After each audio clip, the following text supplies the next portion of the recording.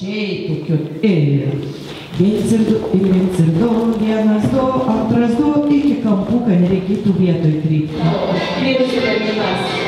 O ką? Daug ką palaikymų, mažiai reikia ką palaikyti. Taip, nebus daugiau. Apie kokios išties pasižiūrėk jo. Tik pritraukt kojytes prie kauliuko, vyrai nemėtykit kojų.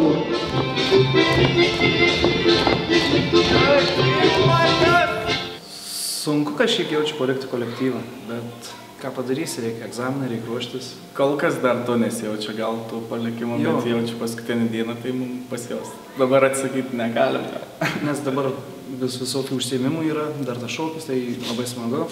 O kai jaučiu pasibaigs viskas, tai bus tursime jausimės tokie tušti gal net.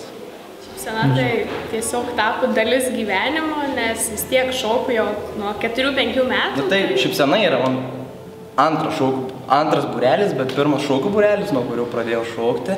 Ir jau iki pat dabar, net gerai nepamenu, nuo darželių. Taip, kad pirmas šokis ir, tikrai didelį vietą užima gyvenime. Švelniai, švelniai, nemerginos, švelnios. Viens ir padidinam daug, įtupė bėgam švelniai. Ir dabar reikia įtupę to. Nešnekam būti geri.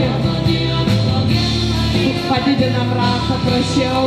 Daug kelionių dar iš tikrųjų. Tas pats laisvumas šokių, kad tu bet kur, bet kada gali pajautęs muziką, kad ir pajudėti. Tas iš tikrųjų yra gerai. Tai savęs pasitikėjimas. Ir tiesiog, kaip ir vienas iš realizavimo būdų, savęs pradedam ieškojimą. Tai yra ir kūnų palaikymas, ir vis tiek sportas, tai gyvenimas visas. Ne, tai tų nutikimų visokių buvo ir visokių bus. Aišku, gal tos labiausiai patikusios, tos ilgesnės tos kelionės, ten, tarkim, Ispanija, Vokietija, kurioje nebuvau. Tikriausiai tai labiausiai tai gal Ispanija, nes ten, kadangi kurortas, kas kurorte būna, tas ir lieka.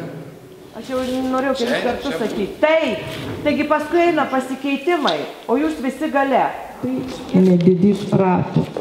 Manau, visuose kolektyvuose, tiek darbų, tiek mokyklai, tiek darželį yra tų ir pykčių, ir barnių, bet mes vis tiek ta tokia didelė, vis tiek esam šeima, vadovai kaip mūsų mama ir tuos pykčius kažkaip užglaistų visi laimėjimai, visi smagus pasibuvimai. Čia faktas, kad logiškai mąstam, tai kiekvieną judesį reikia atidirbti, dar sinchrono nėra, tai ir vadovai nori, ir aišku, mes ir patingim ir viską, bet paskui gal vyresnio amžiaus, kai būni biškai vyresni, tada supranti, kad reikia atidirbti ir jeigu nori kažką užimti, tarkim, konkurse, reikia dirbti, kad sinchronas būtų, kad būtų ką žiūrėti, o ne taip, ant turinio turėjimas. Bet susigyvendavom. Kaip šeimyna. Jo, kaip šeimyna, visko būna, bet viskas ir įsisprendžia.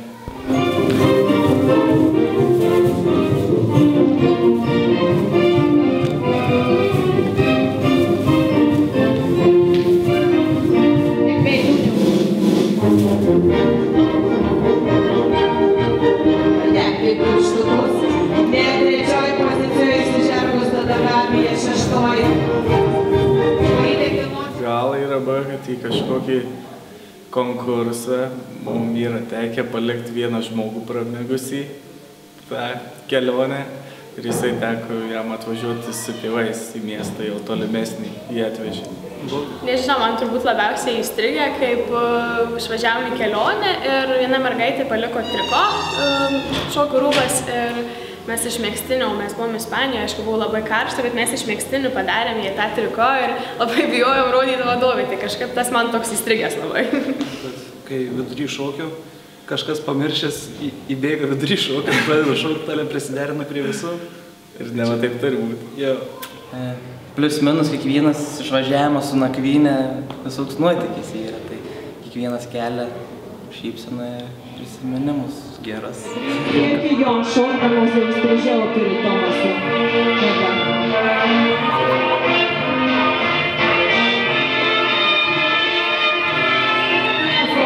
Su tavimi šoka. Dabar gali man. Gerą vadovą, dėl ko mes ir kiek pergalių laimėję esam, dėl to, kad griežta ir siekianti tikslų. Šaunuolį. Daug dirba, daug padaro ir yra rezultatas. Pavydėtina kantrybė jaus, nes su mum tikrai sunku, manau. Griežta, bet manau, be griežtumų rezultatų nebus. Nes ne vienas įkį esu išgirdęs, kad labai bijo. Aišku, reikia ir klausyti ir viską tiesiog klausyt, daryt, ką sako ir nebijaut. Ir eit tolyn, stengtis pats.